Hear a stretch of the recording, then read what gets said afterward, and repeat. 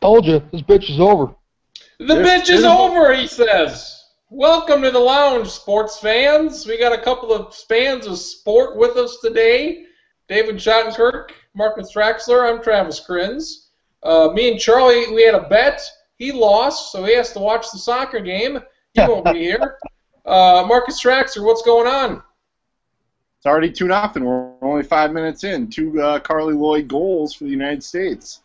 Well, how about that? Underdog story. What an underdog story. The number 2 ranked team in the world winning the whole damn thing. What a deal. Where's the looting gonna be at? Where's the looting gonna be at tonight? In Vancouver, from what I've been able to see. That's rough. They had a pretty good look 4 years ago for the Stanley Cup. They didn't even win the damn thing, did they? And they still had terrific looting in the streets, I thought. So it was angry looting. You don't see that very often. No, the streets of Hong Kong, are they under arrest or not? Hong Kong, is that in Japan? Not quite. It's close. It's closer than Seattle. So we got the soccer game there. Charlie, he's watching the soccer game because we lost the bet. I was going to start with the NBA free agency, kind of a whole wrap-up on that, since all the big names are pretty much signed. Not a whole lot of surprises, but then the Twins lost today, and I figured we'll start with the Twins, since they lost another one-run game to the Kansas City Royals, and Mr. Paul Molitor decided to leave Glenn Perkins the bullpen for the second time in 3 nights. Friday night, I was very disappointed that he goes to the Cy Young candidates Presley and Aaron Thompson and Blaine Boyer and all these other guys, and does not go to Perkins. First, the reason why the Friday game was different, I thought, is because he had 3 different opportunities. It wasn't just one chance and he didn't fuck it up like he did today. It was the 8th inning with the tying run on first or on third with 2 outs, didn't bring him in to face a lefty. It was the 9th inning shit show of the bases loaded. Dusty Coleman, a great performance there by him, getting gunned down in the rundown for the unconventional double play. And then you had the 10th inning where they gave up the run and lost the game, which was to nobody's surprise. And then it happens again today where they go to Blaine Boyer for an out. He walks a guy on 5 pitches. And you bring in the lefty Aaron Thompson, who got off to a very good start this year, has been terrible since, and he gives up a game-winning double, and that's your ball game. So they split a 4-game series, which they very easily could have swept the 4-game series. They started 4.5 back. They're now 4.5 back. They could have been within a half game back, but they're not. Marcus Traxler, this seems to me to be the series that I'll remember for the rest of the year. Well, yeah, I definitely missed opportunities, and I think more importantly, there's only 6 more games between these 2 teams for the rest of the season.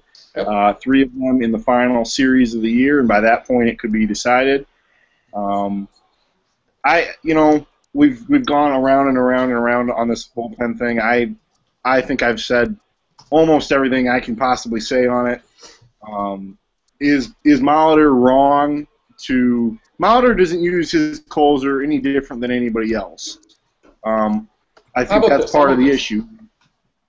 Three times this year, he's used Perkins to get an out in the 8th, and then he's sent him out there again for the 9th. He's done that 3 times, right? Which is pretty good. All at home, obviously, because you can't use the closer, obviously, on the road in a tie game in the 9th inning. So he's shown the ability to do that, and then no questions are asked Friday why this happened, why not bring in Perkins at all.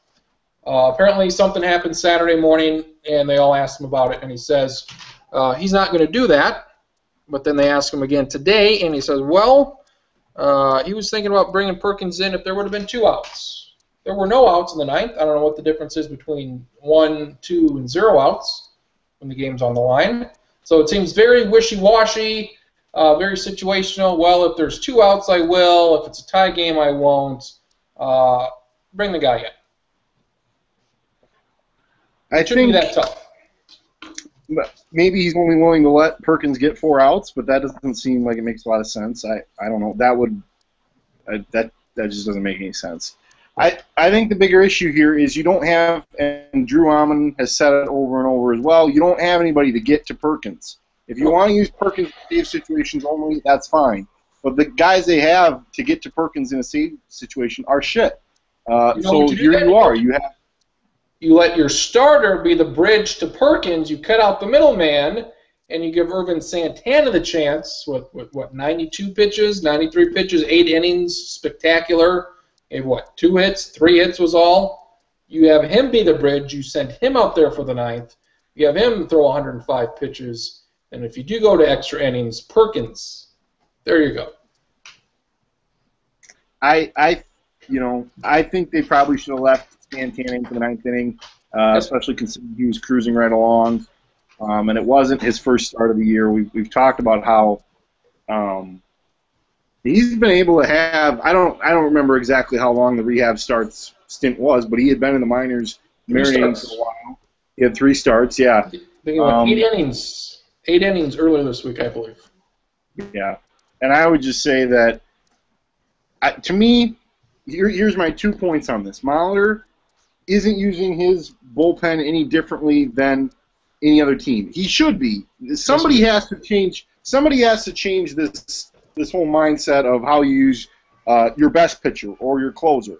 The problem, I think, the bigger problem is that the Twins just don't have anybody other than Perkins in the bullpen. I think that it would be different if you had Wade Davis like Kansas City does. You raise that point about how he's their best reliever and they don't have him in the closer role. Correct? That's right. That's correct. And so, it would be great if they had another reliable arm who you could lean on. But then I think that you just fall into.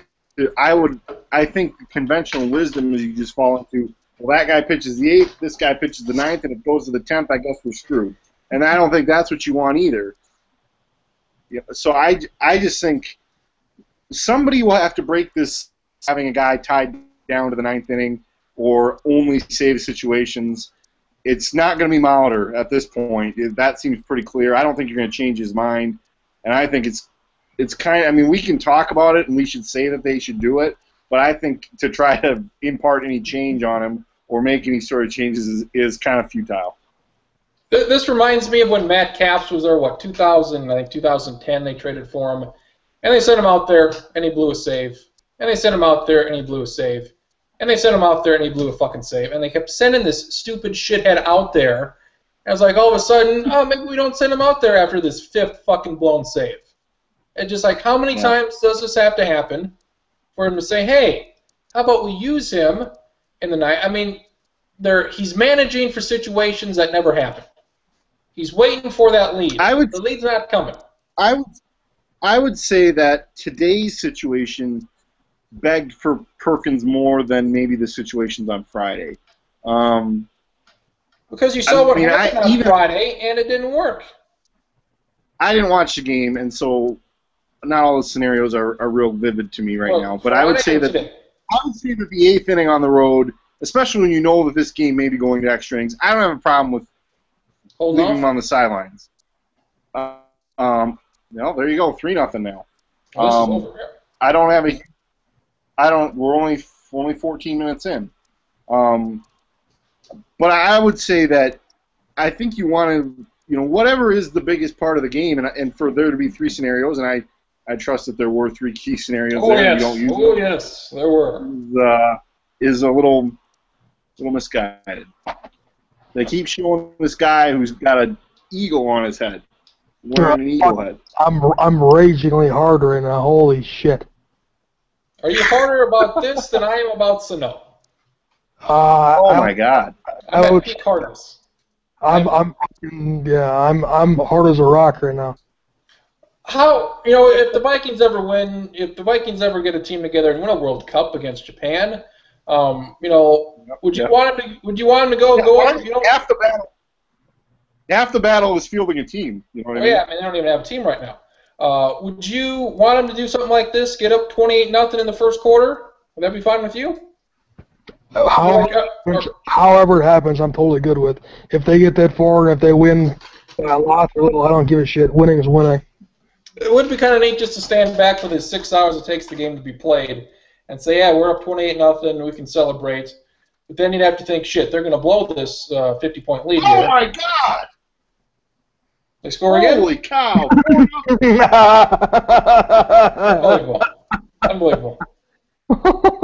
This one was like 45 yards out, and the goalie fell down. Somebody paid him off, I think. Oh my! This for women for any soccer, this is absolute. This is Germany, Brazil in the semis last year. This is unbelievable. How does this affect the ratings, Mark? It's the ratings. How does that affect it? My God. Well, I know that this will probably be what that was one step inside the halfway mark there, the midfield line. Well, it's only a field goal game, so I'm not getting too excited here. It's 4-point game. They're gonna have to get a touchdown. well, That's incredible. Get a couple of safeties here. That's fine. Well, terrific. Eat it, Japs. My God, Schottenberg. My God. Good Lord. David Hasselhoff on Twitter. He's, 11. I'm fucking loving it every minute. First round at Rays on David Schottenkirk tonight. Great. The situation on Friday was Twins were ahead 2-1 in the 8th with the runner on third and 2 outs. I mean, that's when you bring the guy in. That is the situation. There is no more perfect situation to bring the guy in to preserve the lead in the 8th and then go to the 9th. David, were you stunned again today that he did not go to the guy? Considering what happened 2 nights ago, the same fucking thing happened. Yeah, you're exactly right there, especially considering taking into what happened on Friday. Same scenario sort of today. It begged for him, like Marcus said, probably even more today than it did on Friday. And I said 85% that they were going to give up a run and get a walk-off. I called it like 20 minutes before it happened that they were going to lose on a walk-off. Sure as shit. You get a walk fucking double, and there you go. It's beyond what comprehension. Decisions aplenty today were just beyond comprehension for me. The pinch running for Sano is almost as bad, if not worse. Taking a guy that, okay, yeah, he's been up for a few days, but he's been raking, and to pinch run Danny Santana and not score, and then have him potentially. Well, you bunt to begin. You bunt. Right. Sano can't make the second on a bunt. Yeah, if he can't make it a second on a bunt, I don't know what the fuck they're doing with him, because it was mind blowing. And he didn't take any. Nobody really pressed him in the post game. He didn't really take any onus that it was on him. He didn't concede that he fucked up a couple times today. Granted, they're still better than any of us thought at this point in the season at the beginning of the year. But there's some cracks, and they're definitely first-year manager things that I'm not really liking what I'm seeing. Paul Molitor, we like him. These last 2 games, goddamn, these last 3 games, this has not been good. Santana wasn't out there for the 9th pitching. Sano got pinch hit for. He's your best hitter. And fucking Perkins wasn't out there again. Those are 3 big-time strikes. And I don't know.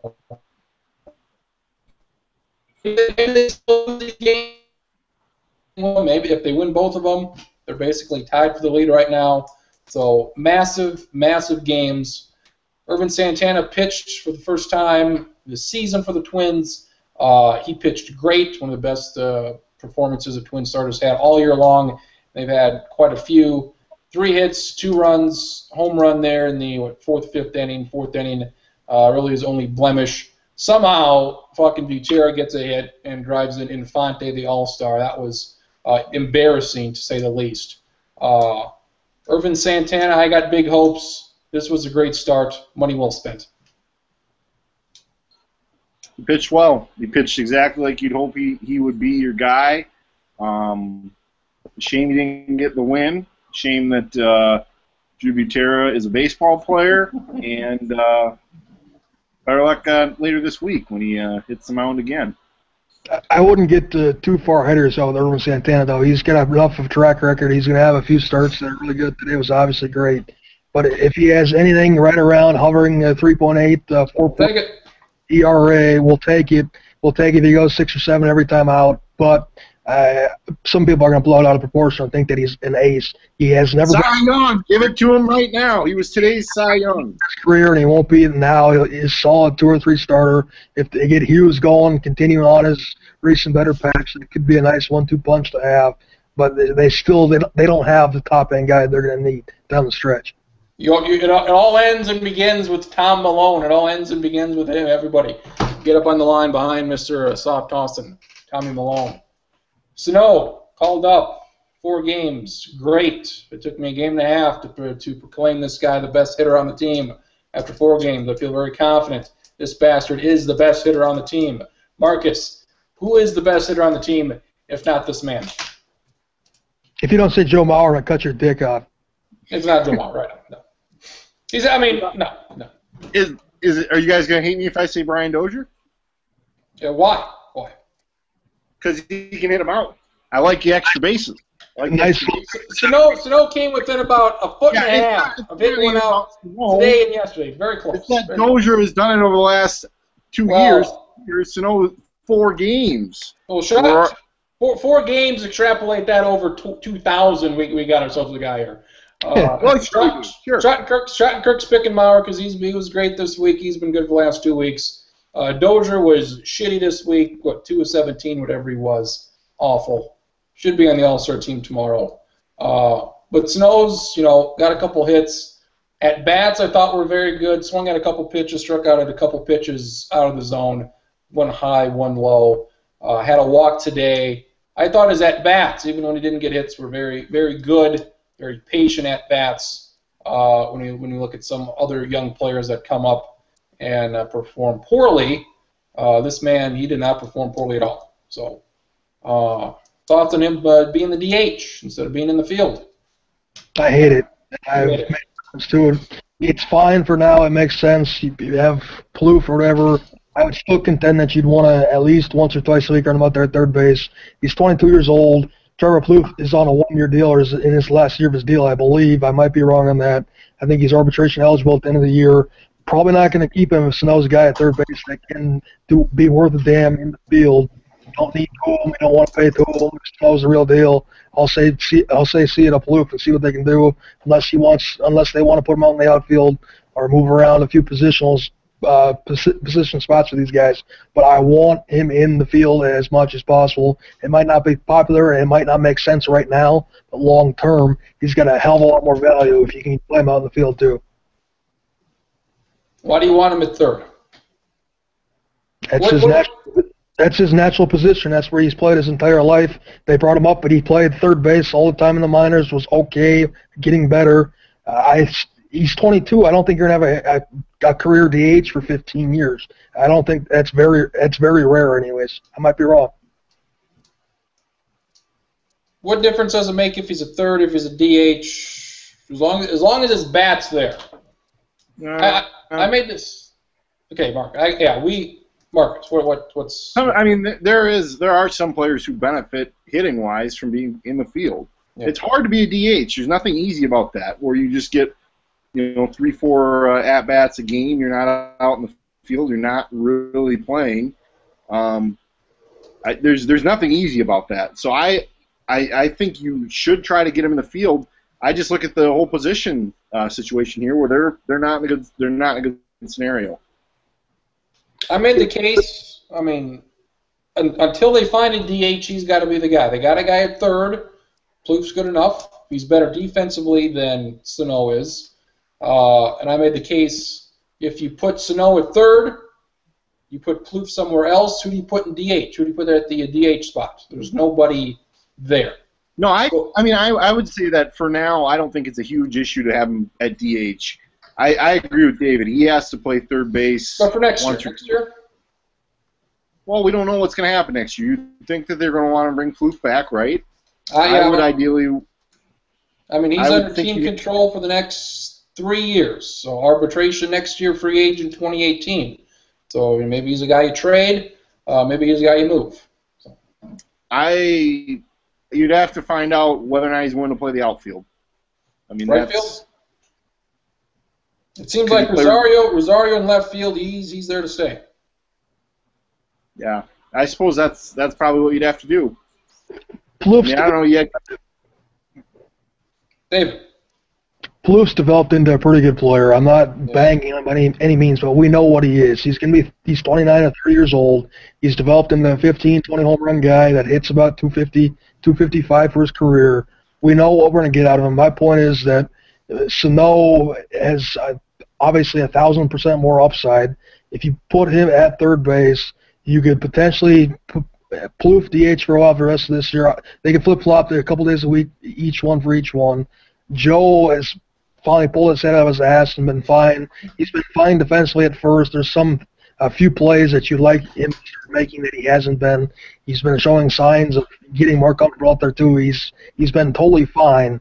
But position-wise, you're blocked so many guys right now that if you don't have any faith in, say, a Brett Walker or say somebody else, Max Kepler type down in the minors, that they can't come up and hit the exact same that Plouffe does in a couple years down the line, you got problems. So that's why I'm saying that for me, anyways, Plouffe's super expendable right now because there's probably be a decent enough trade market where you can get something for him at this point. I just don't want to sit around and wait until next year.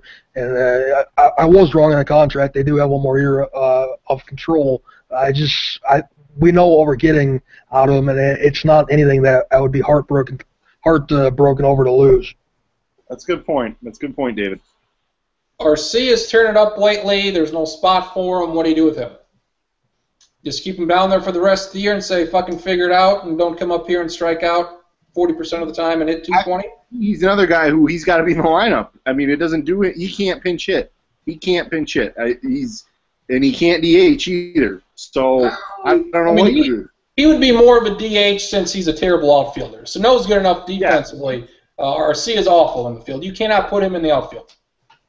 I mean, Rosario's got a great arm. He's got speed. Hicks is a tremendous defender. Hunter's old as hell. He's average at best. That's maybe. It would seem to indicate that Torrey Hunter, there may not be room for him next year. Do you bring him back? I think you try, but is he going to want? Is he going to want to be a rotation guy? No, I don't think so. He's going to want to play every day. Is there any chance I can just get a lineup of 13 guys? Make a 13-guy lineup. They have enough guys here. Make a 13-guy lineup. Instead of 9 guys, petition MLB, Buxton and Sano and Hicks and Hunter and RC and all these guys. You actually want Hicks to hit? No, not really, no. Okay. Well, between him and Buxton, I'd take Hicks right now. Too bad we didn't have a pitcher like it. Maybe if we had a pitcher that could 70 at-bats, would you give it a minute? No, he's not very good. My thing is, I start with the clean slate. He's not going to be bad forever. Well, I know. There's a reason for a player. Also, he'll be good. You can't be getting hurt all the time. He gets hurt all the time. You can't be missing these games. Wrist, I mean, this is a delicate area up here. Wrists and fingers and shit. I'm a clean slate when you come up. Buxton was awful. Sano was great. We like Sano. Buxton go eat some shit. So Alex Meyer came up. He was awful. Two outings, 2 innings. They sent him back down. He'll come up, see what he can do. So we're past the halfway point now. 82 games in, 80 to go. I did not care for the American League East about a month ago. I could not have given a shit. Now I do give a shit because you started the week or the weekend with about 4 teams within 1 game. It's kind of Toronto slid a little bit, losing a couple games. One today. You got a little bit separation there, 2.5 games. You had the Boston article 3 weeks ago or whatever. They're done. They're 6 games back. The guy's a fucking moron. American League East. American League East seems like a microcosm for the whole American League, where everybody's in it, nobody's out of it. I like Baltimore to win the deal. Can Tampa Bay? Can they keep this up? Can Tampa Bay keep losing? No. Jesus Christ! Yeah, they shit their pants. 1-6? A 1-6 week. Can they stay in the race?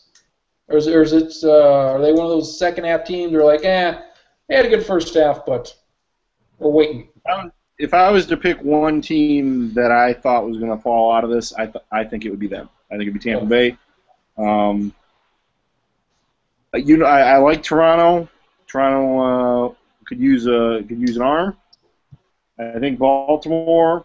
This was a playoff team last year, and I think that experience helps.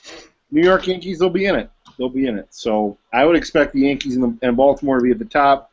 Tampa to drop back a little bit. I'm not really sure how Tampa's doing it, but pitching. Pitching. It is the pitching. Pitching has not been their issue. It's the offense. It seems like most. It seems like tells me that. Yeah. Seems like most teams, the issue is not the offense. The issue is the offense. Toronto's the exception. Their offense is great, the best in baseball. Their pitching's not. Oakland's great pitching, can't hit for shit. Twins, very good pitching. Offense struggled last month. I like Oakland to make a run here. They're my World Series pick. I like them to make a run. Didn't have the worst record in the league. I like them to make a run in this wild card. What the hell happened in the picks this week? Because you had about an 11-game lead. Now it's down to 4. Yeah, I think it was 10 games when this week started, and now I'm down to just 4. And it's bad, man. It's bad. It was a bloodbath. The Rays, much like the Twins, pissed a couple games away this week. Damn near got no hit by Cleveland. Almost 3 times. 3 times. Well, 3 times, yeah, but one that got serious. Yeah. So I don't appreciate that, Tampa. You're dead to me, Tampa. Oh. And, I mean, they can be dead to me. I can't pick them again. Can't pick them again. I see a couple people have the Cubs this next week. David has the Red Sox. I'm going to pick the Cubs. Yeah. What an asshole. What an asshole. But, yeah, it's getting tight because my dad, Doug Traxler, picked the Brewers. And he and we text each week to tell him who to pick. And let me see if I can find it here. Last week, let's find it. 7-0 Brewers. Okay. Unbelievable. So I asked him, yes, have I used the Cubs? Yes. How about the Phillies? And I go, you don't want to take them. Worst team in baseball. Okay. Jeez. Have I used the Brewers? No. Let's go with the Brew Crew. Okay. 7-0, the Brewers. God damn it. So now they're within 4 games of me. And I said this would tighten up. David Schottenkirk, he's within 6. And there's everybody else. Oh, Charlie, he picked the Rays this week, and thankfully I had the Rays, he had the Rays. So he didn't actually lose any games on the lead, but the record did not get any better. It also helped that stacking was shit as well. So we're getting there. If you didn't pick up ground this week, it was a bad week. So I picked up a game. Yay for me. 1 fucking game. I had the Cubs for a long time. Last minute decision. We're going to change it to the Orioles. They got Texas. Texas is struggling. They got the White Sox. White Sox are terrible. They didn't play they played like shit. Cubs played pretty well. I would have been in 4th place. That's terrible. 2 guys got the Cubs. I had the Yankees. Switched to the Cubs. Look forward to a 1-5 week from the Cubs. David's got the Red Sox, so they've got the Yankees to end the week. Who do they got? Miami to start the week. Who do they got? Yeah, they only got 5 games this week, but Miami for 2 and the Yankees for 3 next weekend. Great. Award winners. Got 2 guys that stick out to me. Where you got, Marcus? You got anybody? For Harvey Pitcher of the week. Talking Harvey? Pitcher of the week. There's been a bit of a drought.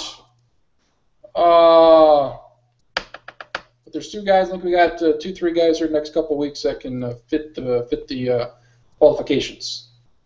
Well, I believe that there was discussion in our chat earlier this week about Taijuan Walker, Seattle Mariners, and he is he's 7-6 with a 4.34 ERA for the year, but he has 24 strikeouts and no walks in the last 3 games, 19 innings pitched, 3 wins, and he has a 1.86 ERA. That's good enough. He's red hot, and he, let's see here, gave up 1 hit in 6 innings against the Padres earlier this week, had 7 Ks. That's not bad. It's not bad. David, anybody stick out to you? Yeah, a name I've mentioned a few times that you and I were on at the beginning of the season. yes, That's potential sir. rookie Yes, there, sir. Kendall Graveman from Oakland. I don't have the exact numbers in front of me. He had another good start this week. He's been on a roll his last 6 weeks or so. I think he definitely is deserving of a nomination. We got Steven Matz, rookie from the Mets, 2 starts. He had about 4 RBIs in the first game, had a 2-hitter today, and 6 shutout innings in a win versus the Dodgers. He's done very good. Just under 14 innings, 2 runs, 7 hits. And some jabron named Mike Montgomery for Seattle. The jabroni. Jabron here, he's got amazingly 50 innings this year, an ERA of 1.62. He had a shutout versus Kansas City last week, a shutout at San Diego earlier this week, and he gave up 1 run in 5 2/3 in a win versus the Athletics today. He's 4-2. Unbelievable. He's a cheat. He's a cheat. How the hell is he a cheat? I just feel like if you're Mike Montgomery, you don't get the benefit of the doubt for me. Shit. What do you want to go with? Walker, Charlie nominated him last week. Jesse Chavez was our guy last week. Walker, nearly a co-winner. Do you want to go with the Taiwan Walker? It's up to you guys. I think that's fair by me. All right. Taiwan Walker. Drew Almon's Rookie of the Year. Knock him down. An awful pitcher the first 2 months. Turning it around here. Recently, Taiwan Walker. Pitcher of the week. Who do we got for hitter of the week? Hitter of the week. Have we had David DeJesus on there before? I think David Jesus. I don't have him on my list. Maybe my list goes back to April 26th. Maybe we did, maybe we didn't. I think he might have been like a previous season winner. That's right. But my nomination is a player close to the Twins' heart. Michael Kadire has not been good as of late. He's hitting .241 for the season, but in his last 7 games, batting .105. Let's see here. Take a quick look at the splits. 5 for 44 in his last 15 games. That's hitting .114. He struck out 13 times. Bad. It's about end of the line for him. 1 RBI in the last 15 games. 1? 1 RBI. Count them. 1 more than you. 1 more than me. That sounds good to me. All right. That'll do it. M. Kadire. Hitter of the week. It's weird that you're not in Colorado anymore, and he's not any good. You want this trivia question or not? He's on the Mets. That's why he's not any good. The Mets can't hit for shit. They scored 8 No runs offense. today. Trivia question, 1,000 answers. Baseball, go. Trivia question. It would be nice if there's a couple more guys for potential to make this go a little bit longer, but we'll roll with it. Since 1991, there have been 51 home runs in the All-Star game by 44 guys. Name me the 44 guys that hit a home run in the All-Star game since 1991. This is big. I need a scratch pad or something. This actually is technically a two-parter too, so the first 44 answers are only about half of them. Jesus. Who's first? We'll go Travis first. Drew. Cal Ripken Jr. Oh. Cal Ripken Jr. hit a home run 1 time in the All-Star game. 2 times. 91 and 2001. I'm just guessing. These are all gonna be guesses. I'm gonna guess that Ken Griffey Jr. did it. Yep, 92. And there's a lot of, if you just guess the big names, you'll probably get quite a few of them, so that's a good guess. Good.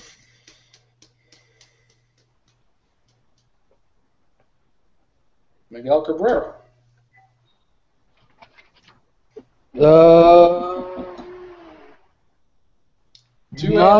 Two answers in, we're done. Not on the list. Nope, my bad. Last year. Bam. Marcus. Big-headed Barry Bonds. Barry Bonds, 2 times, 98 and 2002, yeah? Yeah, both big-headed. Travis. This goes back to 91. Yep.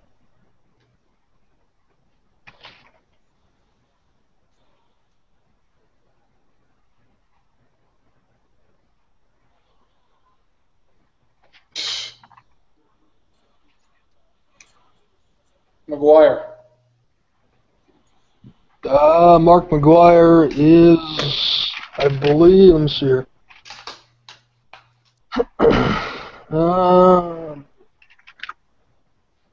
Checking it twice. Mark McGuire not on the list. Oh, man. How about... Oh, God.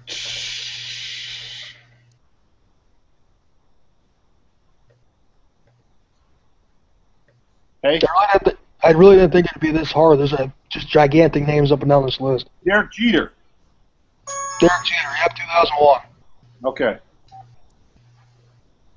You need... Is that it? Unless you want to give Travis a pass and continue here or not. No, no. He doesn't want one. He doesn't want to pass. All right, well, How about Miguel Tejada? Todd is on there, yep, 2005. Prince Fielder. Prince Fielder, yep, 2011. Michael Young. Michael Young, yeah, let me see. Not on the list. Oh, okay. Some names from the early 90s. Andre Dawson, Ruben Sierra, Gary Sheffield, Kirby Puckett, Fred McGregor, Bucket! Mike Piazza, Edgar Martinez, A-Rod, Alfonso Soriano on there 3 times. Damn. Andrew Jones twice, Jason Giambi, Manny Ramirez, David Ortiz, Black Guerrero, Ichiro, V. Mart, Matt Holliday, Adrian Gonzalez, all the big namers. Second part of this, evidently 2 hard question. And the pitchers that gave him up. The pitchers that gave him up, there's 42 that gave up to 51. Mark McGuire. 42 pitchers gave up the 51 home runs that were hit by 44 guys. Name me one of the 42 pitchers. We'll start with Larry, go. This could be anybody, too. This, okay, I'm going to say Roy Halladay.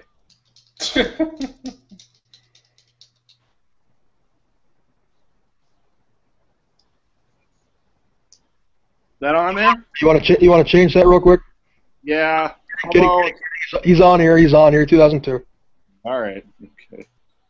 Here's what I'm going to do. I'm going to say the answer I know is right instead of waiting until the 10th inning to use the fucker. Chan-Ho Park. Chan-Ho Park gave up Cal Ripken's dinger. Right. Good. Boom. Yep. 2001. Yep. I don't know how the hell he was an all-star, but twas. There's a lot of shit on this list, but there's also obviously a lot of notable names. All all-stars, obviously. I got no idea. How about... I'm just going to say Roger Clemens. Roger Clemens. 3 times total, twice in 2004. Good.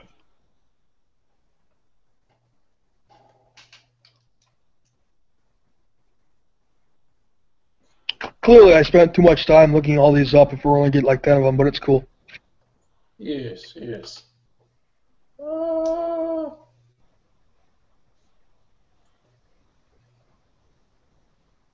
Aaron Seeley. Show me something.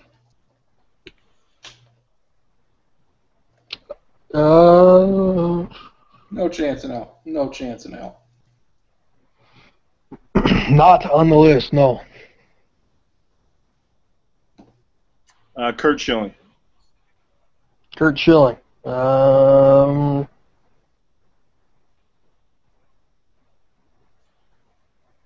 You guys are just wonderful. No, Kurt Schilling. Doesn't mean he doesn't suck, though. Chris Carpenter. Chris Carpenter. Another worthy guess, but no. God damn it. Marcus. If you get it right, it's over. Just like I know. A lot of pressure. I'm going to say Roy Oswalt. Roy Oswalt, son of a bitch. You would think so, but no. Fucking A. Damn it! Joe Mays. Joe Mays, no. Mike Mussina. Mike Messina, fuck you, no. It's 0 for 6, guys. David Wells. You fucking went the 0 for 7. Come on. How about Chris Young? Chris Young. Did Yes. he even make the god? When the hell did he make the goddamn? 7, yes. Good fucking God. Chris Young. You looked that shit up? No! I just guessed. I'm like, who's an asshole who would have made the All-Star game? Who's an right. asshole? They giving up a home run. Just to end this shit show. Dennis Martinez, Greg Maddox, ever heard of him? No. I heard his brother Mike. Who the fuck is Greg? Did he ever pitch? Rick Aguilera, Randy Johnson, John Smoltz, Kenny Rogers 3 times. Shit. Should have known Kenny Rogers. Bartolo Colon. In fucking 1998, Bartolo Colon. Yeah. Good. Forever. John Lieber twice in 2001. Eric Gagne 2002, 2003. Some other notable names: Mark Mulder, Billy Wagner, Ivano, Dontrell Willis, Urban Santana, our guy in 2008. Cliff Lee, Adam Wainwright last year, Edison Volquez. And there's some real shit names on here too, like Andy Beans. Who the fuck's Andy Beans? Andy Beans? Venice. Mark Venice. Langston. That's right. That's right. Mark Langston, Charles Nagy. Who the fuck's Charles Nagy? Charles Nagy, 1992 Cleveland Indians. Thought it was Jose Nate Turner for a Rosado while. is Sean Estes, Andy Ashby, and some 1998 San Diego Padres. Bam, Padres. some Japanese guy. I would butcher his name if I tried. Something named Woody Williams in 2003. Cardinals? James Baldwin in 2000. A lot of shit. Black guy from Pittsburgh. A lot of bad dudes. I got one. Alrighty, let's see here. There's 11 answers. 11 players ever, going back to 1907, have led baseball or have been the career active leader in baseball in hits, home runs, RBI. When this person played at a certain time, this person led baseball in all 3 of these categories among active players. Who were these mofos? Oh, so, okay, so, all right. At some... Are you talking? Yeah, all right, I'm not sure I'm going to understand the question. Every answer here is a guy who led baseball. I'll give away an answer here. Some stupid shit. No. You're not getting this guy. His name's Jake Beckley in 1907. Okay, if anybody had Jake Beckley in 1907, give yourself a point. But Jake Beckley's the first guy on this list. During 1907, he led among active players. He was the career leader in hits, home runs, and RBIs. That doesn't mean somebody maybe that retired had more hit. Maybe racist Ty Cobb had more hits than him if he retired before him or something like that. But among all players playing at that time, he was the active leader in all 3 of those categories. So that means there's currently a player. Maybe not. Okay. You go through large stretches where not the same player does not have the career active leadership in all 3 of those. All right. Wow. 10 guys, they're all Hall of Famers or soon to be Hall of Famers. All right. Who's going first? David. Fuck.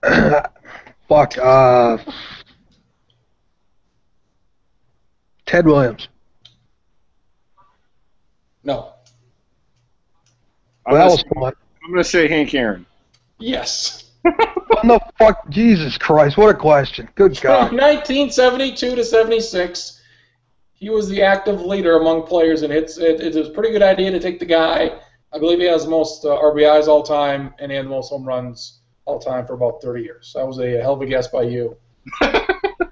Any other guesses besides Mr. Aaron? How about Babe Ruth? No. No? A-Rod. A-Rod currently on this list, 2015. He leads all active players in all three of those categories. Bonds. Not on this list. Okay. Well, I'm not too upset I lost it because that was a brutally tough question, but one I like. Yes, it was. It was a dumb question. Willie Mays. Tough. Willie Mays is a guy.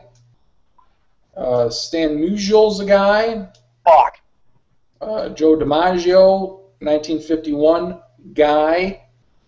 Griffey Jr., 08, 09, guy. Hannes Wagner from 1912, 1917. Heard of him. Mel Ott, 46, 47. Eddie Murray, 96, 97. And former Gopher basketball player Dave Winfield, in 1944, was the active leader in hits, home runs, runs driven. So there you go. Tune in next week for easier trivia questions. I don't know.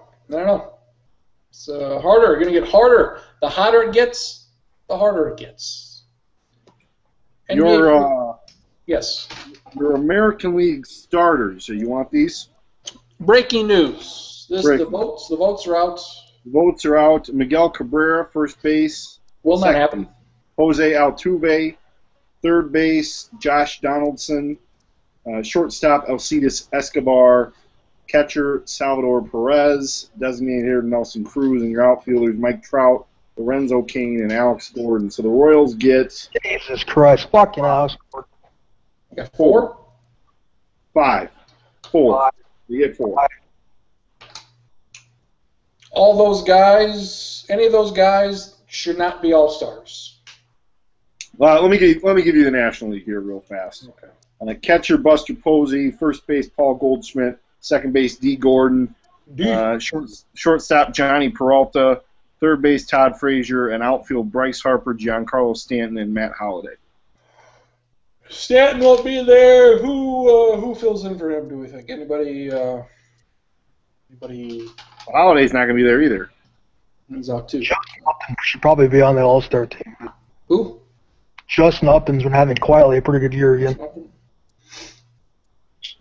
It was Holiday being out for the last so many ever weeks, and Stanton being hurt.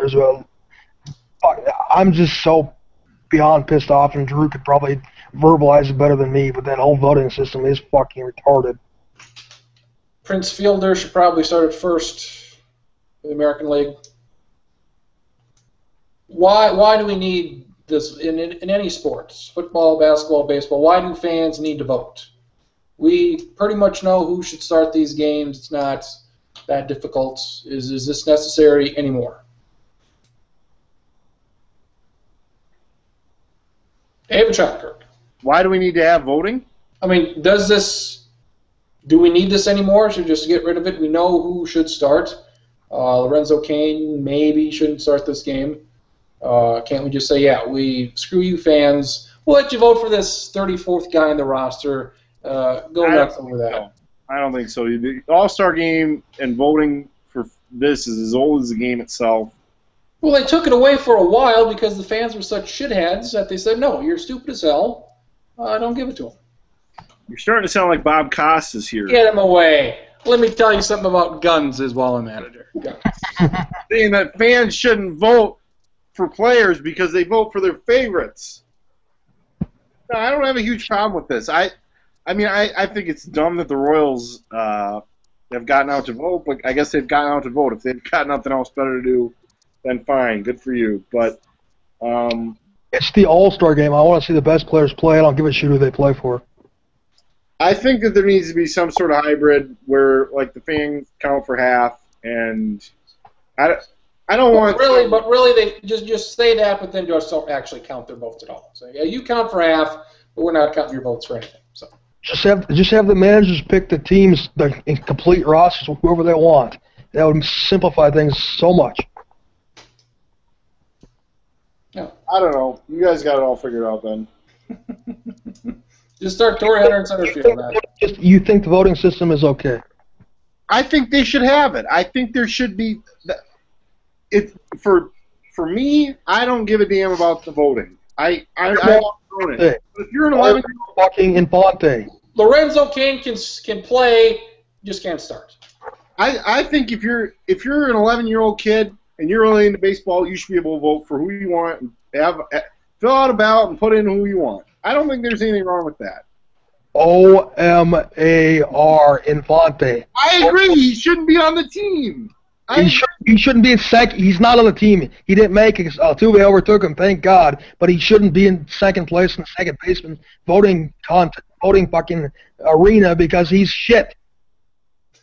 I would say that I have a bigger issue with teams saying, yeah, vote for the Brewers, even though half your players are... Every team, at least the Twins say, vote for Dozier. Exactly, that's my point. Let's be realistic here. Let's vote for the good guys. Andrew McCutchen, maybe he should start over one of those two injured guys. Yes. Maybe that's an idea. National League, I don't know who else starts here. Why do we care? You know, like we're all worked up about who starts too. Because I want to see the best. It should be an honor. It's an all-star game. It's supposed to be the best players. The NBA has it right. It should be. If you want to call it a popularity contest, fine, but that's not what it's intended to be. It's supposed to be. It was putting faith in the people to choose the best players to start an exhibition game, or what should be an exhibition game, get put the home fucking field advantage of the World Series on them, which is the stupidest thing in sport. And now it's even more of a joke because the fans control who the fuck plays in that game. Well, let's not let people let people vote 35 times then. Let them vote once. What about that? 35 seems excessive, yes.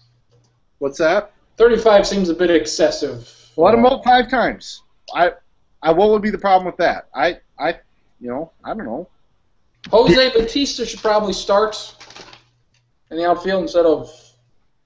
I think you have to fix it, and I think you have to let people vote. I think it's been in the game forever. It's part of what makes the All-Star game popular, is actually getting to vote on this. I completely understand where you guys are coming from. I don't think half these shitheads should be playing, but I think fans deserve to vote. I think that's what makes the game. Stacking, do you care if the fans screw up the voting for the baseball game? Should the fans vote anymore? You have to put a cap on it. They can vote, but you have to put a cap. I don't know. I guess I haven't formulated an exact plan on how to do that, but I would say maybe give each team, like their fans, a certain million number of votes. Or something? So like if you pick the Royals as your favorite team and you vote it like once it reaches 10 million or whatever, then that's done. For a player or something like that? Okay. Well, like just whenever you select what your favorite team is, that automatically then says, okay, we've had 5 million Kansas City Royal fans vote. That's enough. Entry is now done. To be honest, considering the conversation that led up to what Stackins just said, that's the most rational thing he's ever said on this program. Why should we cap it at the number of fans? Oh, I can't believe that's the most rational thing I've ever said. I think I've said some other things. Right? I don't think we should cap. You know, Yankees have more fans than the Royals. I hate the Yankees, but that's the way it is. I don't think the Yankees should be penalized for having more fans than other teams when it comes to the number of votes that should count. I heard Albert Pujols having a pretty good year. He should be on that team. Would you stop it? We're trying to discuss the voting here. Who? You're not helping. Me? We're We're having two separate conversations here. We're No, talking. I'm making a point here. I'm making a point about the Bolton right. Yankee shitting thing. Albert Pujols having a good year. Should be on the team, right? Yes. He's with the Angels. More Cardinal fans than Angels fans. He made the team all the time with the Cardinals. Maybe with the Cardinals, he'd make the team this year, but he didn't. That's probably true. So if a team like that makes a difference. It does make a difference. Who knows? I think when this all comes down to one thing, I think the voting has to stay. I think they'll change it. They'll change it because MLB. I mean, I think they're one of the more responsive leagues when it comes to things like this. But we'll see. Want to put something together? Yes. I was just going to say the other thing that you could do is just say that the fans, well, and maybe this is already it, I don't know, but say it accounts for only 25% of the vote, and you have 25% of the vote go to the players and 50% go to the media. Or managers or somebody. Yeah. I don't want to give them. I wouldn't give the media any more say. I would just. But they watch these guys on a more consistent basis than. I would maybe make them the 25%. I'd let the players and the managers have the 50%. Who's the 1%? Who's the 1%? If you make more than $1 million, you're the 1%. You get 1% of the vote. Well, then everybody's the 1%. They all make more than $1 million. Baseball players. I propose putting something together, since I have to find something to do tomorrow to waste my time. Putting together our roster of players for the team. Does that interest anybody? Putting together a roster and then seeing what the roster is and seeing who should be out and who should be in. Because I feel it's easier to do this than look back at when the roster is revealed and say, oh, this guy shouldn't have made it. Well, how would you have felt before? I don't know. Do you not work tomorrow? Oh, I work tomorrow, sir. Oh, believe me, I work tomorrow. Okay. But still, I have to fill that time in somehow. So I propose this. I do have a stable of pictures that I posted. Marcus, any gripes of the pictures I posted? I have to be very honest with you that I don't care. Sale. Okay, who should start? Out of your little list of pitchers, Well, I can do that quick. I think Scherzer should start in the National League. I think Chris Sale should start in the American League. That seems pretty straightforward, right? Okay. I'd go Sonny Gray, and I'd go Scherzer. Maybe Dallas Keuchel. Yeah, Dallas Keuchel too. Dallas Keuchel. How do you say no to Chris Sale? He's been very good. I mean, Sonny Gray, 1 point ERA under 2. He's had a very good. He's had a very good run. Yeah. You haven't earned it. You haven't earned it, Sonny. You haven't earned it. Is that his run here? What do we got? 8 games in a row, 10 strikeouts. What? Sales run? That's it. That's it for his career, or what? He's done. Yeah. He's done. That's it. Shut her down. Is this impressive? Pedro was the last guy to do it. Different eras. Offense a little bit different. Still impressive though. Yeah, it's amazing to buckle down and basically churn out 10 strikeouts every time you go out there. Nathan, do you care who starts the All-Star game on the mound? I have to say Chris Sale, I think, is the best one. What is he? I mean, he's 8 straight starts of 10+ strikeouts, and that hasn't been done since Pedro Martinez did it back in whenever. 2000. Yeah, so he's got to start on the American League. I don't think there's any question about that. National League wise, I probably have to go. I throw Garrett Cole out there for Pittsburgh. The Dark Knight hasn't been doing quite as good lately. Scherzer, have you watched Scherzer? That's the guy. Oh, I'm sorry. Yeah, I kind of forgot he switched leads. Yeah, Scherzer. Scherzer or Cole. All right. No one else. I do not have Zach Greinke, by the way. What about him? He's very good. He's been better than Scherzer in a lot of numbers outside of strikeouts. Who's your American League guy? I'm fine with Sale. There's 3 or 4 guys you could throw out there, but Sale's fine with me. Taijuan Walker. He won the award this week. Who? Taijuan Walker. He won Did any of the other pitchers win Matt Harvey Pitcher of the Week this week? No, he'd be the guy that won. Right, that's right. He's the one. I don't think I even have Matt Harvey on my team. So, Jacob deGrom, yes. Matt Harvey, not so much. Trash. Tough. And I like Matt Harvey, hence the name Harvey Pitcher. That's the name of it. NBA free agency. A lot of guys signed. Some for a lot of money, and other guys for more money. Mr. Schottenkirk, what's the biggest free agent signing for you? I think it has to be obvious with LaMarcus Aldridge going to San Antonio.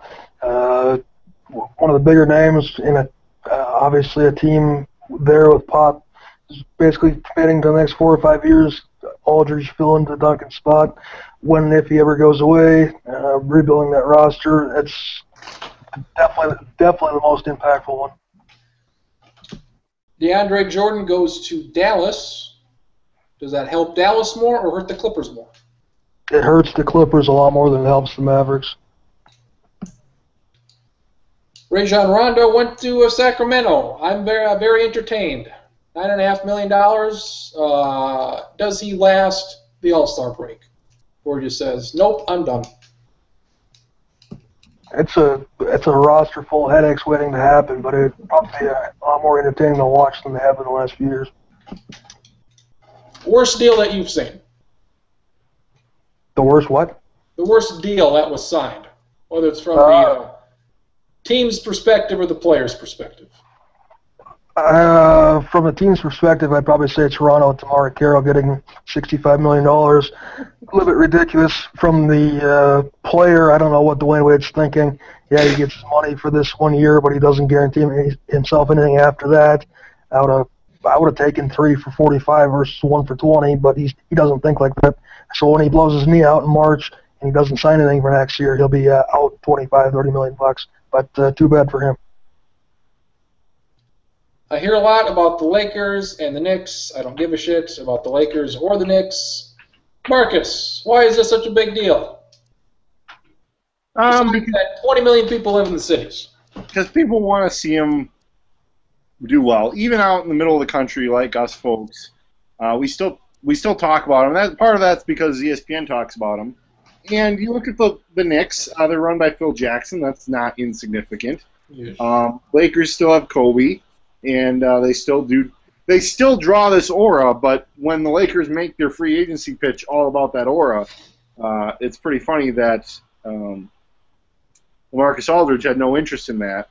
Their basketball was rather underwhelming, even though you could sell that that could have been his team after Kobe left. I don't know how David feels about that, but that could have been one thing they could have sold.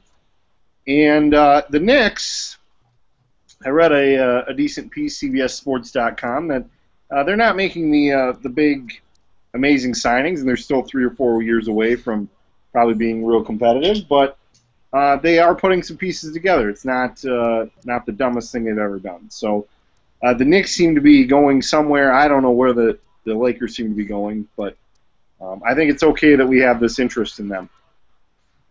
The Knicks have done far better in free agency than the Lakers have because they got Robin Lopez. I thought the biggest surprise, at least so far, one of the biggest surprises was Greg Monroe signing with Milwaukee.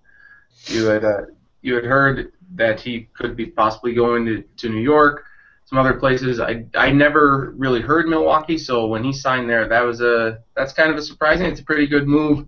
Milwaukee certainly got a lot better with that signing. That was the big surprise signing of the deal. I don't know if we've ever talked about Kyle Singler so much in a week in my life. We did. 5 years, $25 million to the Thunder.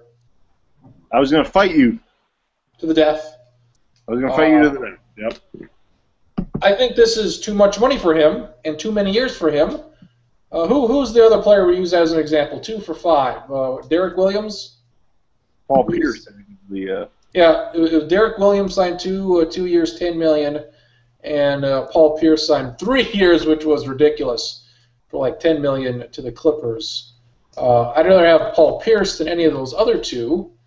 I guess Kyle Singler, that's a bit much. I don't know why. Why would you want? Not really an either-or scenario, though. You know what I mean? Like, but why would you even? Why wouldn't you say it wasn't an option to get Paul Pierce? Well, because I don't know. Rivers. Nobody ever talked about Paul Pierce going to Oklahoma City. Maybe he didn't know about it. Maybe he didn't know about Oklahoma. I mean, couldn't you use that $5 million a year for something else than that, or put that towards? I mean, Jesus Christ, that seems like a waste of resources to me. Good for Kyle Singler. That's all I want to say. Yeah, good for him. Good for a lot of these.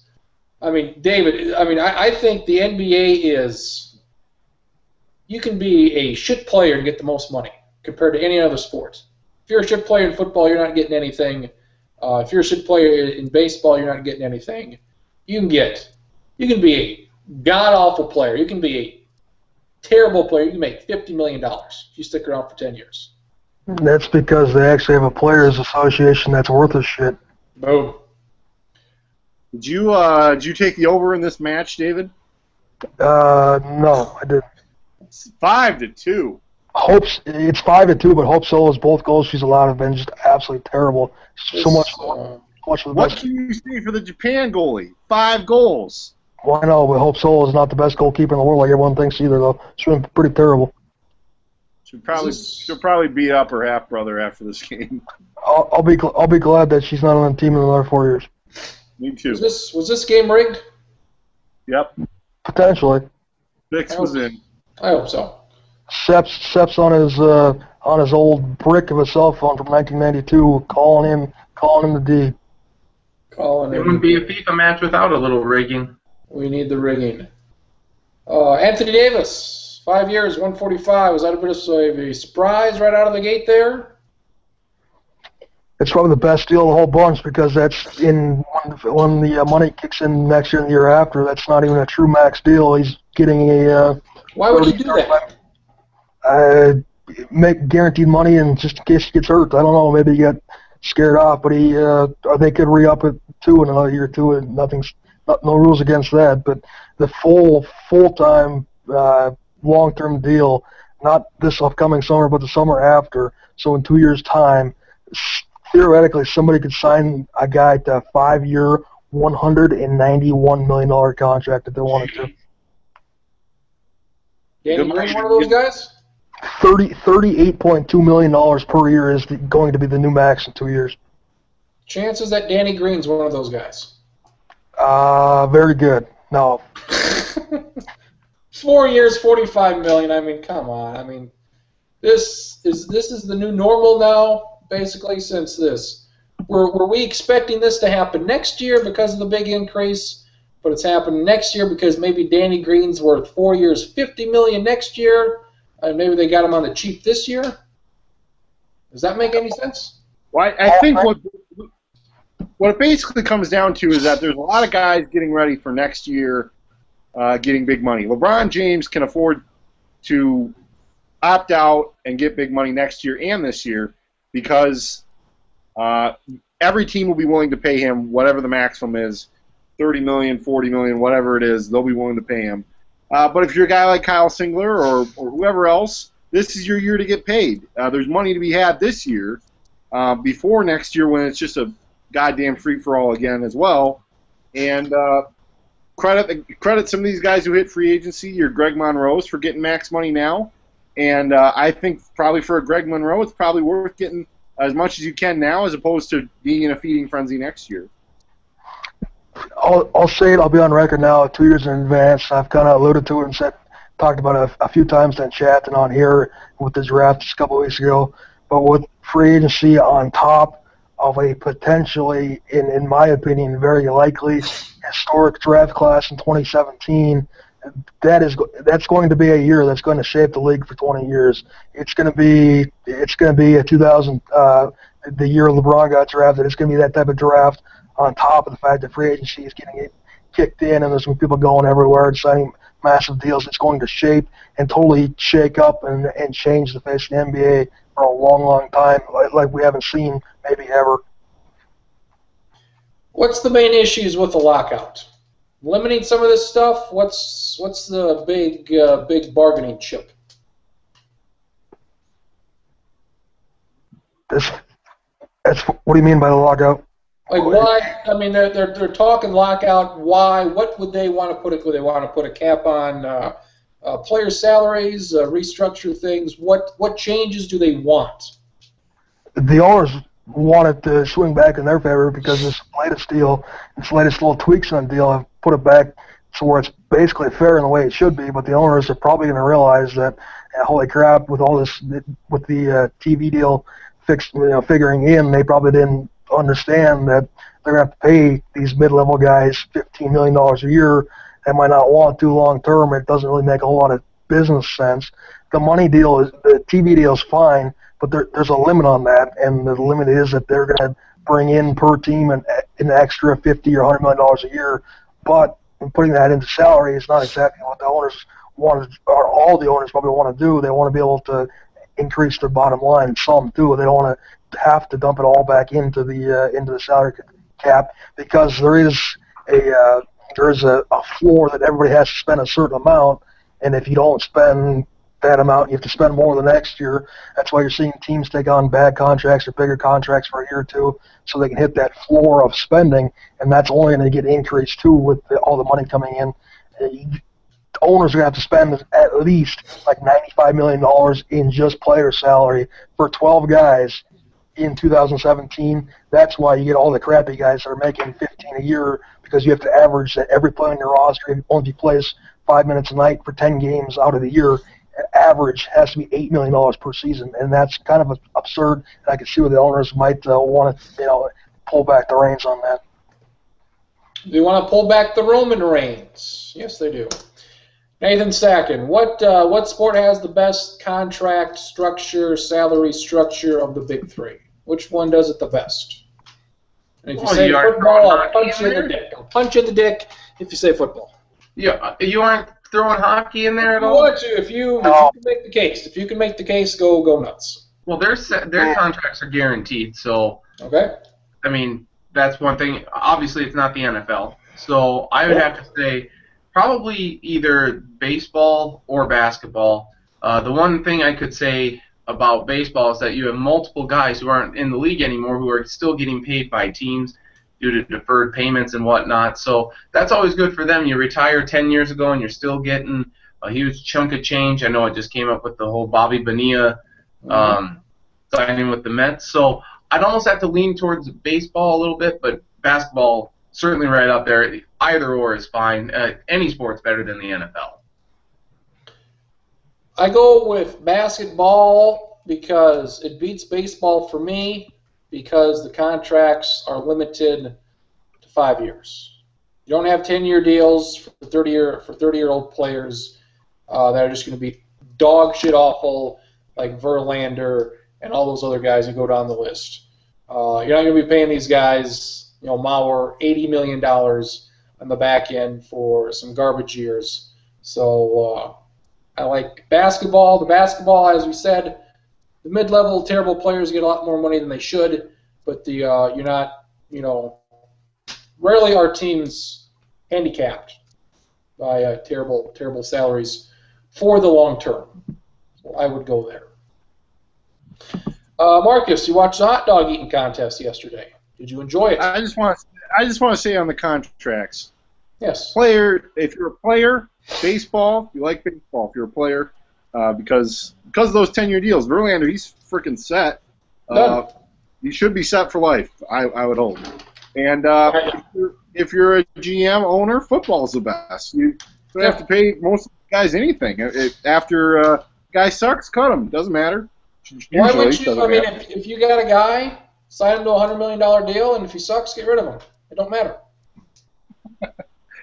Yeah, the thing I like for football, you really only pay him for what you're only paying for what you use. You don't ever have to really pay, for what a guy. Yeah, I mean, sometimes you end up paying for what a guy does, but usually that's only for a year or two, or what a guy did. And let's say Ndamukong Suh sucks ass, and so the Dolphins will be paying for 3 years of what he did in Detroit. And then they'll cut him. Then that'll be it. Like Kaepernick's not seeing the money he signed for. Andy Dalton's not seeing that money. So you may, because if they play well, you want them under contract, so you may as well give them that deal. And if they're terrible, you can cut them anyway. There's no repercussions, so there's no reason not to sign. Yeah, these if Andy guys. Dalton becomes the best quarterback in football, they're covered. That's a good deal. Hot dogs, they had a lot of them, but you like it. Every year I tune in just for a few minutes, and yesterday I caught it just at the point where I watched the intros, which the intros are ridiculous and are awesome every year. And I guess I would have to go back and look at the film. I don't remember Kobayashi being that disgusting of an eater, but I'm sure he was. And my big thing yesterday was both those idiots.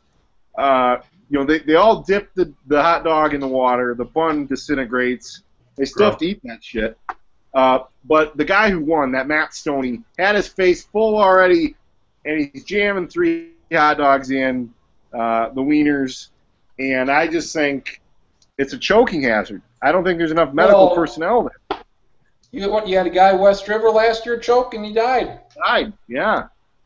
I think these guys have done enough competitive eating though to know how to swallow. I'm sure that's the case. I saw Joey Chestnut's list of victories. He's won a lot of competitions eating some stuff that I would not eat.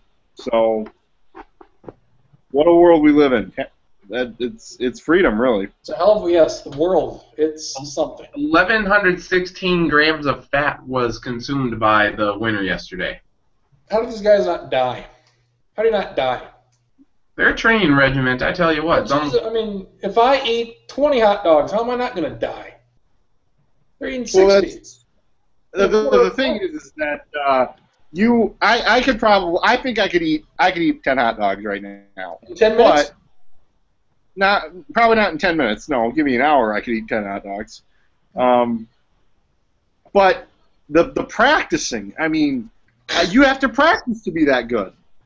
It's how is he going to make his teammates better by practicing? Come on. It's not like you just don't eat for a week and that's good enough. That doesn't seem right, though. No. I'm pretty sure the winner, though, in eating 62 hot dogs helps North Dakota State football recruiting. Oh, yes, it does. My God. Bison burgers up the wazoo. You have to keep it down for a certain amount of time. Wouldn't it be recommended once that time limit is up, once you're off the stage, whatever, you have to puke that stuff up? Do you not? How do you let that settle? Did you see? I don't want it to come out the other end. Well, the sports science thing, you saw that, just massive. I did not see that. Well, you saw enough of it. You saw enough of it to know I did. that your stomach expands to such an extraordinary amount that it's amazing it doesn't explode. Drink Pepto-Bismol. That's the way you do it. It must be. Any strategy here? Wearing a diaper just to shit yourself, if the case may be. Is that a good strategy? It probably is, but I don't want to know what's under there. So It's still going to take a couple hours to get through your body. What? It's still going to take a couple hours to get through your body. So the diaper, you got to wear the diaper for a while. Well, you just. And then what do you do with that? I just put it in the garbage. I don't know. Hanging on. You're gonna have a full diaper though. I don't want. There's no diaper in the world that's big enough to catch everything that's gonna be coming out. Oh my God. I did. I get in a man versus food every once in a while because I was like, oh, this restaurant would be very good. I want to try all these places where Adam Richmond is, and then he always does these ridiculous challenges, some of which I think I could do, others I have no chance in hell. So I decided one time to do the Taco John's 10 tacos and see how fast I could do it, and I finished in 5 minutes and 20 seconds. Now, nowhere near what some of these competitive eaters would do, but 10 hard shell tacos, 5 minutes, 20 seconds. It was well worth it. Damn. It's about 30 seconds per taco. That's a good pace. I think I asked this before. If you had to eat something like that, what would you choose to eat? 10 minutes in a competitive environment. Tacos or wings, I would think. Well, I may suggest doing a soft shell instead of a hard shell. It seems like the soft shell would be a better option. The flour tortilla would expand more in the stomach. Oh, God damn it. So I think you have to go hard shell. Okay. Any other takers? I would say pigs in a blanket. Oh, It's not very big. Like that, no. I do want to. Oh, good. Good. We're going to wrap up the program. That's good. There's a UFC next week. It was big. It's not as big anymore. It's one of the guys that fight. Jose Aldo, that guy. Conor McGregor, Mr. Traxxer's guy, he'll fight Chad Mendez. I assume this is still the main event. Also got, Robbie Lawler and Rory McDonald in a title fight. How disappointed are you that this will not be Jose Aldo in this main event? Mr. Schottenberg. I'm pretty disappointed, but I got over it. And hearing all the rumblings last few weeks about the injury and a couple other backstories with Aldo, I kind of saw it coming. Unfortunately, he's done it before in big fights. He's a world-class guy when he gets in there, but the trouble is trying to get him in there. Mendez versus McGregor is still a very, very good fight.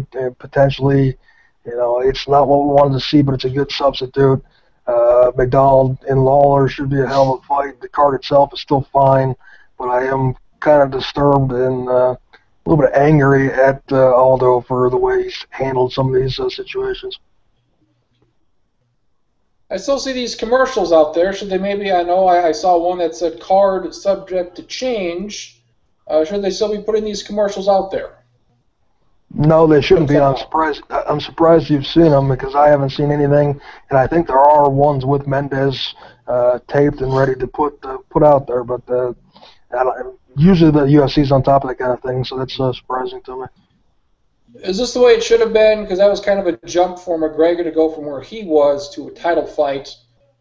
Should he not have had a fight like this, kind of a number one contenders fight before that? He definitely should have been in this type of fight with Mendez before he got Aldo, but he's just got so hot so quick, and he was a star, and UFC was seeing had money signs in their eyes for all the pay-per-view buys, all the people from Ireland traveling over for the fight. It still has Money Central written all over it. The pre-buys for the pay-per-view are as big as any fight in UFC history. They were going to shatter records for pay-per-views. They're still probably going to approach a few records for pay-per-views because McGregor's sold this fight by himself. I'll be come next Saturday. I'll be interested to see what happens because I think there's a lot better chance than people realize that McGregor does not beat Mendez. Does this get the non-UFC guys excited? Traxxer, is McGregor a draw for you? You are familiar with him. No. The McGregor-Aldo fight was the fight I wanted to see. Okay. This will be less of a fight. David has told me that it will still be a decent fight, but I'm not going to seek it out. What are we thinking? October, November, December? When's this going to happen? Assuming Aldo gets healthy and McGregor wins on Saturday, I think that they would fight probably that November date in Ireland. I think that's where they're going to have to go. I think if McGregor wins, he gets to dictate terms and fight in Crook Park in October or early November, whenever that is. WrestleMania main event in 2 years. Minneapolis. Traxler's the special guest referee in the main event. That's all I know so far. Good. Here's what I would do. Minneapolis, I would build to a Brock Lesnar, Kevin Owens main event. Neither of these fuckers lose for the next 2 years. That is your main event. How do you like that? It would be a great storyline if they could pull it off and Owens win 500 times between now and then on TV and not on TV. It's something to think about. Don't just lose a feud. This John Cena thing, he's got to win this title at the end of the month. He should hold this title for a year. When he drops the title, he should probably win the other title, hold on to that for a long time. So, yeah. I would agree. It's as far-fetched as it sounds, it actually does make sense. Did you see the event over in Japan yesterday or not? I got to watch that here probably tomorrow. So. Okay, I won't say. I know what happened. I know he lost, which makes sense. Yeah, but sounds like it was a good deal. So yes. Mr. Stacken, first week, second week up in the north. It looks like it's hot in the north. It is. It's scorching. We're supposed to be getting some rain here. I don't know if that's going to happen or not. It was a hot weekend on the lake. So we got a little sun. What's his name? Adrian. Adrian, you went that far. That's disappointing. Is there any South Dakota media presence up in Fargo? TV Not yet. Nothing. Not that I've seen. Not that I've heard. Where's the drawing line here? Where do we draw the line here? Because we get, I do enjoy the Minneapolis TV stations in Laverne, even though I don't watch them. I thought I would, but I don't. Do we know a cutoff here? You can get the North Dakota stations in Sisseton, and you can get them stretched all the way down to like Detroit Lakes or something. There's Kelsey. Look at this! Look at this, boys! Look at this! What do we got? Beans and rice, chicken and rice. Chicken and pasta. It looks like a bacon ranch type thing. It smells delicious. Did you make your wife stand in line for a half hour at Postabilities to get this? No. She's friends with Betty Crocker. Pretty much.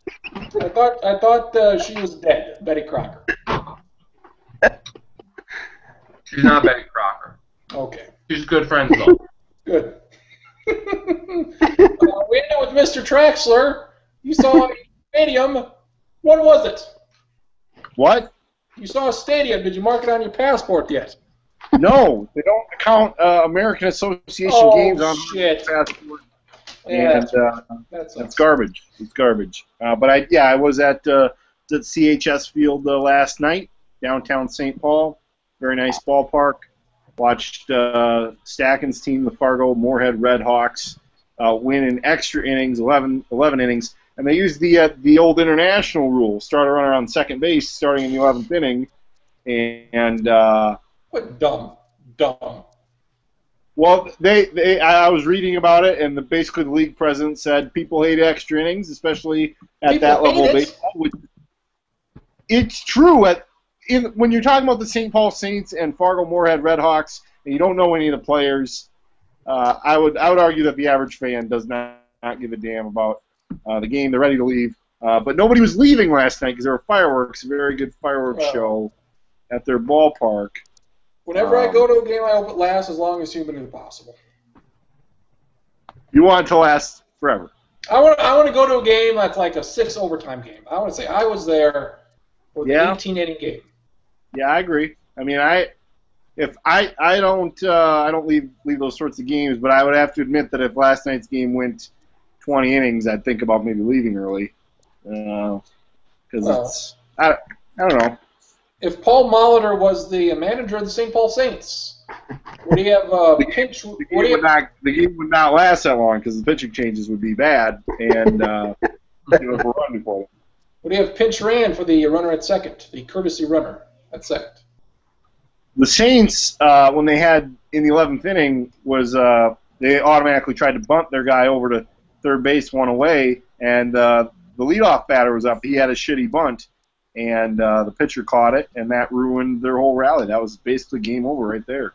So is it whoever leads off the inning automatically goes to second? No, it's the last out of the previous inning. He starts on second base. How about that? College softball does that too. It's a hell of a deal. So the stadium lived up to the hype? Stadium lived up to the hype? A very good stadium. The largest crowd they've had. They had 9,960 last night, and that's 99,000 people there last night. That's very good. It's not bad. And good vantage point. It seems like if the Big Ten had their shit together, they would play the Big Ten Conference tournament there instead of Target Field, where it's a lot of empty seats. So, wonder if that's something they'd maybe consider. State football? You should tell us about your Friday night too. Your record-setting Friday night. Yes, I was at Casino Canterbury action? Park. Casino action. Let's go. The horse track. I already forget what the number was, but there were damn near 20,000 people there. That's a record since the park reopened in 1995. Yeah, 20,376 people. There were too many people there, I would say, and I did not fare well in the betting. So. Oh, you did not. Okay. I lost probably $20 altogether. So the record was the crowd, not your earnings. Right, exactly. Okay. Did you mark that on your passport? That's on there, yep. Good. Very good. Hoofpassport.com, that's what it's called. Fucking Christ. Well, if you say I so. knew David would like that. So for Mr. Schottenkirk, for Mr. Traxler, for Mr. Stacken. USA, they're going to win. USA's ahead 15-6. Hopefully 120. hold their hand off like a JPP did over the weekend. Any updates? Non-career threat. What's with these Giants players and explosives? How about you not shoot yourself and you let somebody else do the fireworks, you multi-millionaire? No, he bought a U-Haul's worth of fireworks, and yeah, I'm going to blow these up. NFL players, the dumbest people known to man. So, for everybody involved, great trivia questions. I went deep into the night. See you next week. We'll break down the under-19 tournament. Go USA. USA. Next week, 126 Sports Lounge.